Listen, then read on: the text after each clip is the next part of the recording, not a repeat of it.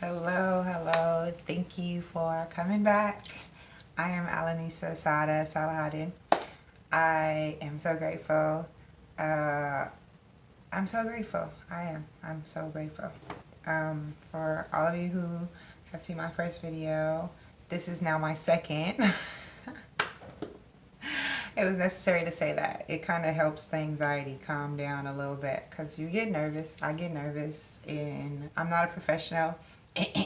So, yeah, it's nice to acknowledge it and then move past it. And so, it is my second video. However, I am back and I'm a lot more focused. Believe it or not, I have things that I've already knew I wanted to talk about, and I kept trying to figure out how was I going to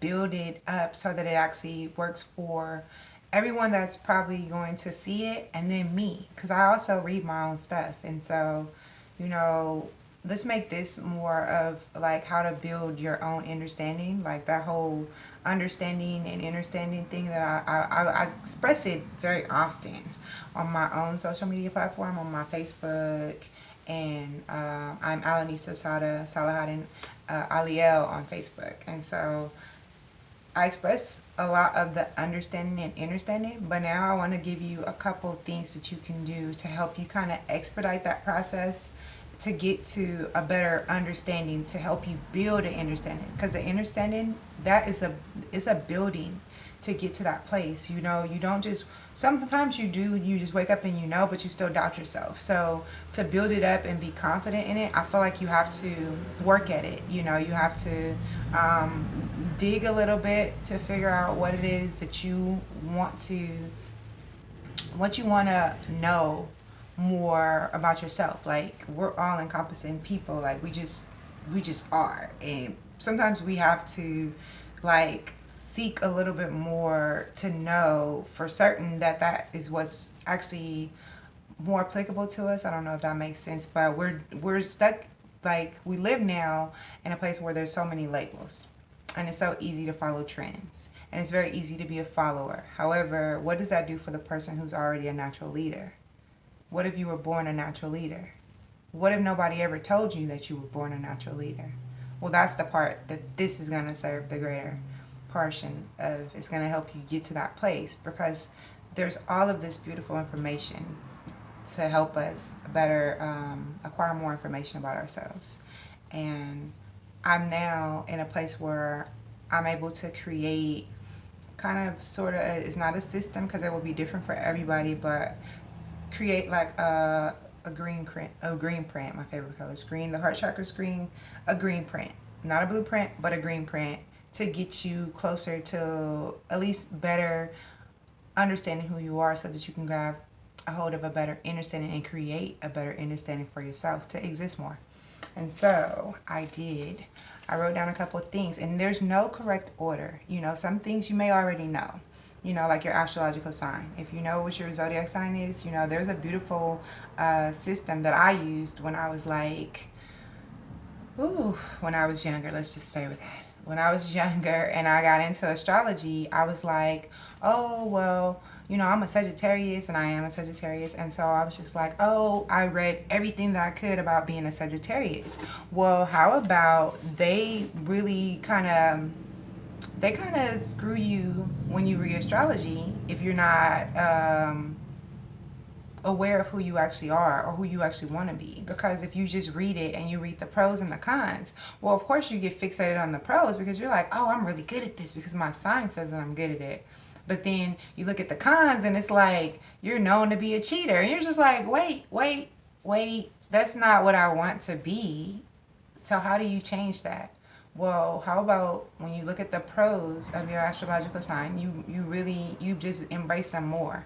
But when you look at the cons, you look at the cons as though they're pros that you haven't mastered yet. You know, because it's not saying that you're going to be any of those things. How about the majority of that astrological sign? It's written that they all have exhibited those traits. That doesn't mean that you have them or that you will. Unless you want to, then you are exactly what you want. You are. That's just what you put your energy into, is what you normally end up creating for yourself. And so in behaviors, and habits, we're able to change. And I encourage you to look at your astrological sign like that. Like, go back, research yourself astrologically, but look at your pros as pros, and work harder at exhibiting those better. And then look at your cons as traits that you want to become better at.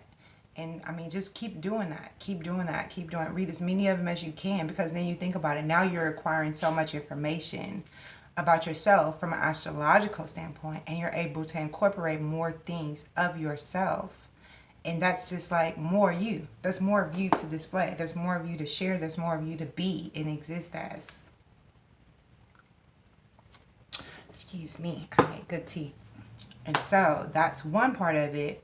And this is not easy. Let me just say that right now. Building an understanding of yourself on this level, it takes time. This is not something you're going to do overnight. There's no overnight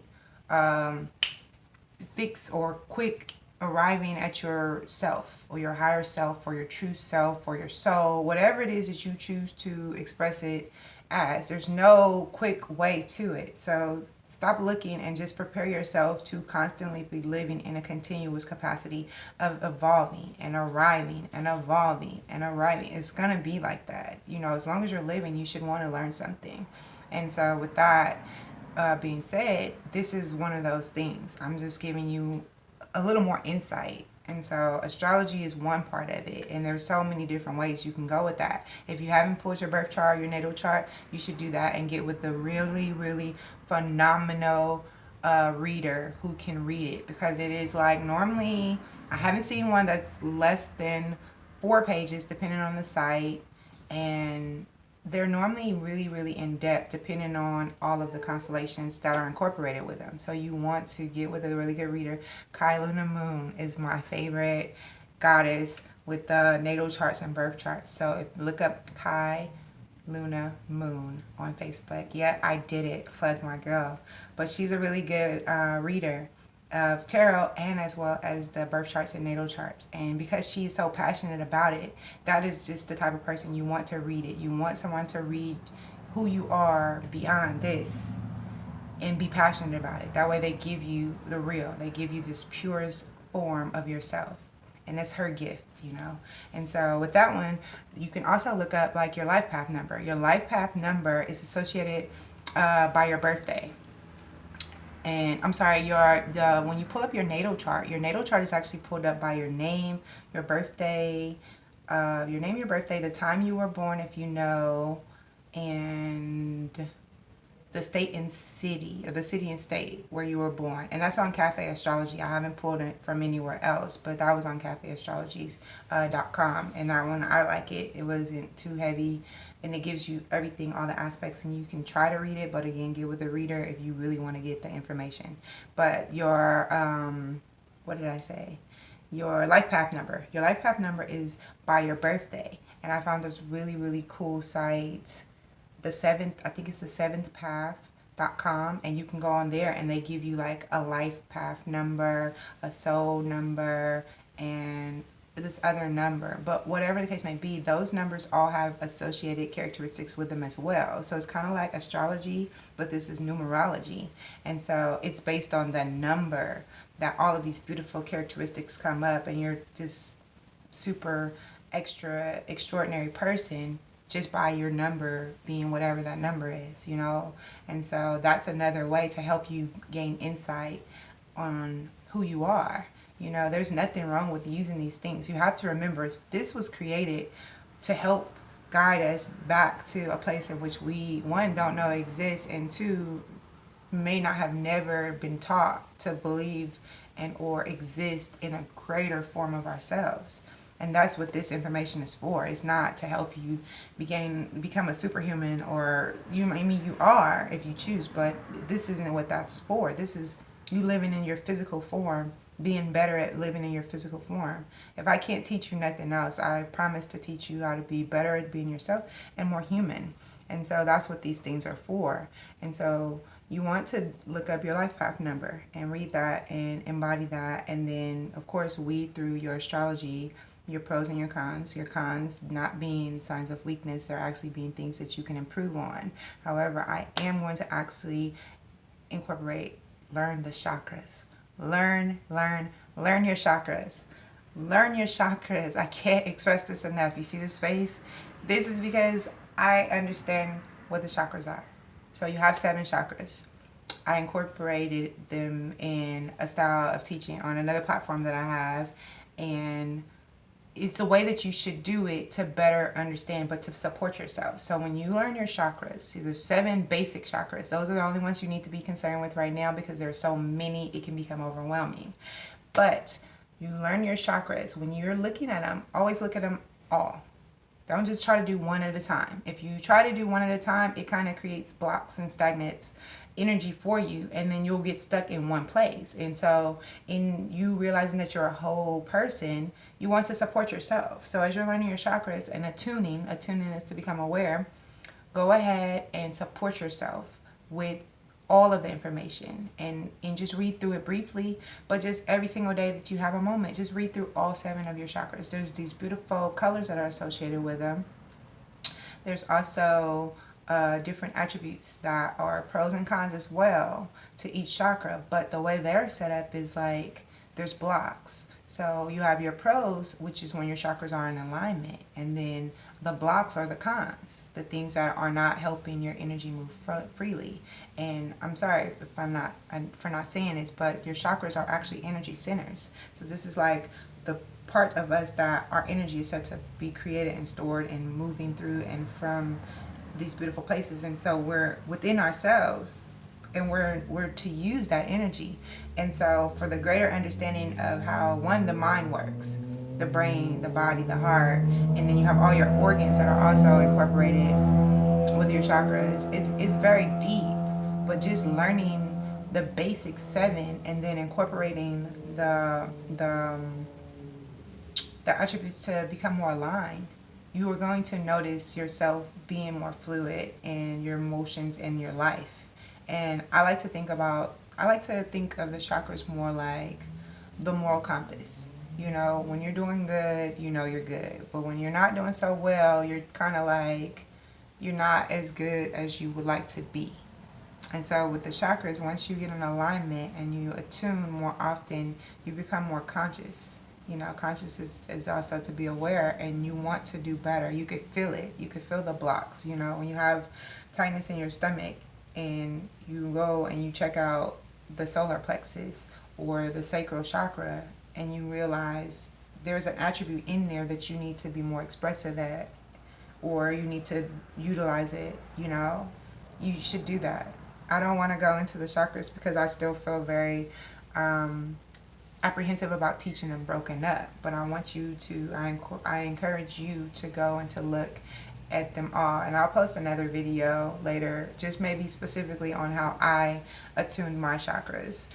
But you should definitely learn the 7 and look at those attributes. Look at them like a moral compass, like the things, the do's and the don'ts for yourself, or the rights and the wrongs, however you must. Just look at them and incorporate that information as best you can to your day-to-day living. A lot of people use the masculine and feminine to like create a divide. Well, keep in mind, you're made up of everything. We have masculine and we have feminine. We're made up of it all. So don't divide that, but study that as well. Study the masculine energy and the feminine energy. Study them both. Study them both as wholes. Why? Because you're a whole person, and being that you're part your mother, part your father, and then they're part their mother, part their father, and then your mother's part hers, and you see what I'm saying? So with that being understood, for you to grab a better understanding of yourself, study them both. Don't just study all your feminine traits. Study your masculine as well. With that, going straight into the masculine and feminine, look at the paradigm shift. If I can give you anything that is like the holy grail of access to your innerstanding, the paradigm shift would be it. Because what I've come to love about understanding how the paradigm shift is, the mind has stored up information, and the subconscious wants us to always produce something we're familiar with. Well, we don't have to. So go in there and look at it. your mother, your father, your grandmother, your grandfather. It keeps going, going, going. Undo that stuff. Clean it out. Clean out your paradigm. Clean out your subconscious. Clean out your subconscious and build your conscience. This information is to serve you all in your conscious. If you use it to the greatest capacity and want to understand more of yourself, you can, you know. And I wish you all wholeness, love, and light. I hope that information